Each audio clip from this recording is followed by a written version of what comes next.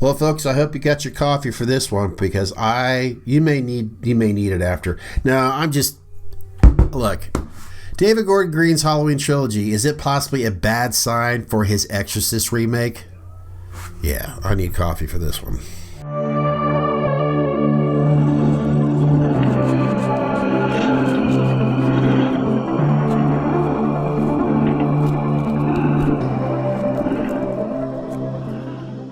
Well, hello everyone. Of course, it is me, Scott. That's right, that guy that's pretending to drink coffee out of his mug.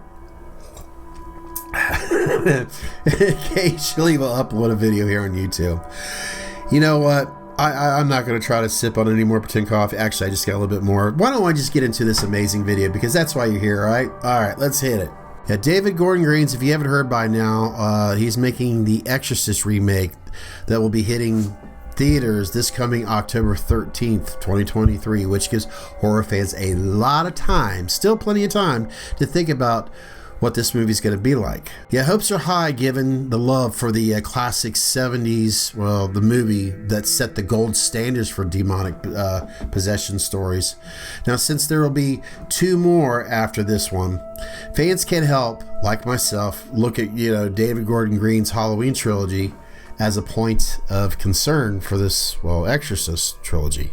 Now, after, of course, watching all three films, the lack of cohesive stories changed to Laurie Strode, to Michael Myers, and the confusing plot decisions are just bad signs as far as I'm concerned with this Exorcist remake. Well, opinions of the 2018 Halloween and of course 2021's HK isn't overwhelmingly positive. Yeah, it's fair to argue that the conclusion of the trilogy is the least popular.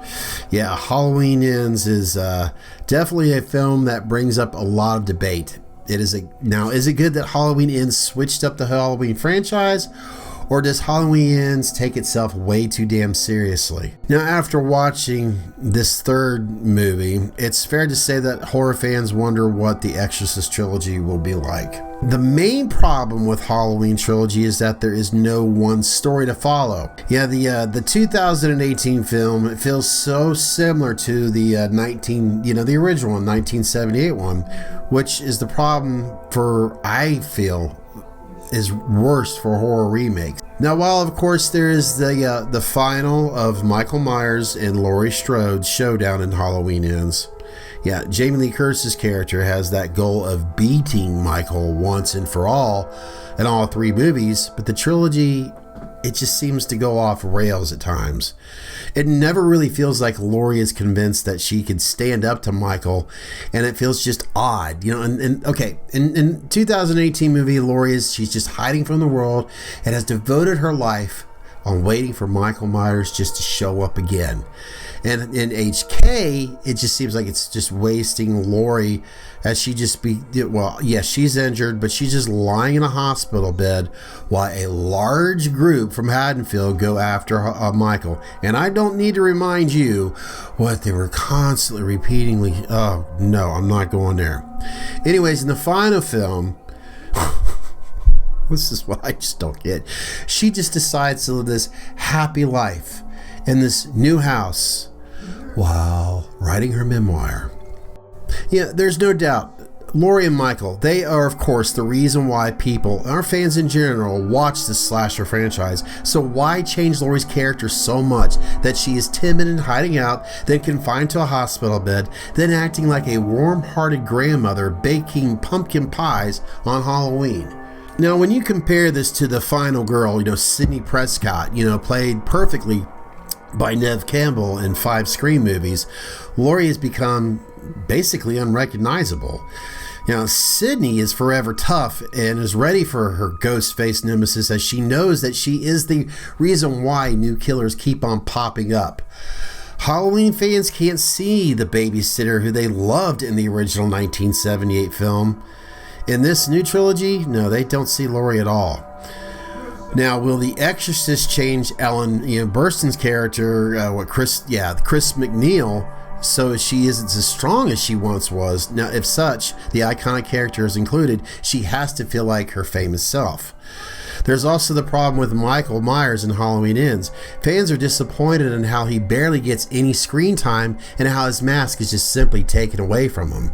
Now, I once read someone mentioned, well, Michael wasn't in the 1970s, the original one, nearly as much, and it seemed like there was a snowball effect by others copying and pasting what I originally read. Okay, yes, Michael is not physically in the original one, just like in this one. I mean, your argument is true there. However, in the 1978, Michael's persona, really his boogeyman persona, I should say, was there so much more in the original one.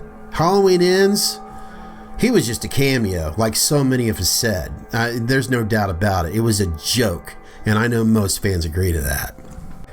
Now, back to what I'm saying, or with The Exorcist, I personally think this is a bad sign for the Exorcist trilogy. Many fans, including myself, see The Exorcist as the perfect horror film, one of the most horrifying ones truly ever made. Will the demonic, possession scenes still be as effective? Or will it just, be another remake? In other words, will the first movie feel like it's just a rehash of the 1973 film? There's also the fact that the movies that contain some strange and confusing plot decisions that are hard to agree with, back to the Halloween trilogies. For example, Michael, Judy Greer's character, Karen Nelson, which is one of the most memorable scenes. Now, why give Laurie's daughter just a simple, I'm just going to say it, kill-off scene? Here's the thing that just drives me nuts. If I had a child of mine that was, of course, life was taken away, especially by a man that's been haunting my life for over 40 years, I don't think I would have my shit together 4 years later baking pies like, Laurie's character does. Yeah, Halloween Ends, there's no doubt, it's the oddest storytelling of all. It just... making up a character like Corey Opie Cunningham, the protagonistic, is just a mistake, as fans want to see more Michael than anyone else in this film. Hell, Laurie, for that matter, would be better. It's also odd that Allison falls in love with this Corey dude, and they have many romantic scenes. As Halloween's, it's a slasher film, not a love story. After watching the Halloween trilogy, it's fair to say that these movies, they don't really capture the essence of what Halloween means to horror fans. As we all know, Michael, he needs his mask, right? Laurie, she's supposed to be this incredibly tough woman. And for God's sakes, there should not be cheesy romantic moments in a Halloween trilogy. The fact that Halloween Ends, it concludes with Laurie just sharing a nice moment in Haddonfield with probably her long-lost love. That pretty much says it all. In order for Gordon Green's The Exorcist film to feel like an impressive remake of the beloved 70s movie, it should capture the pure evil of the original and not forget its roots. Otherwise, the horror fans won't be happy about the change to the story that they have loved for so many decades. In all honesty, there's a part of me that is not thrilled to see this. Now, I'd be lying if I'd say I'm not going to waste my time with it. But I'll tell you this right now. I don't think I'm going to waste any of my money to go see it in the theater unless I hear incredible reviews about it. But something tells me I'm not going to be that impressed. I hate to say that because I just sound like, somebody with a negative outlook on everything that it's about to come in the future. But my hopes are not very high about this, especially after what David Gordon Green couldn't seem to make up his mind as they were making this Halloween trilogy. And I just feel like, well, maybe I'll enjoy the first part, but am I just going to go through what I went through with the trilogy? But that's my own personal experience, and that's just me trying to make another dumbass video. So that being said, if you have not yet, I know you have, but there's some of you out there that have probably stopped watching this video, but if you haven't, just go ahead and hit that subscribe button real quick, and of course, oh my God, I'll learn to like myself even more if you like these videos. And of course, turn on that notification bell because it may notify you the next time I actually record a video that's worth watching. Just keep that in mind. There is hope, right? There is hope. At least I hope so.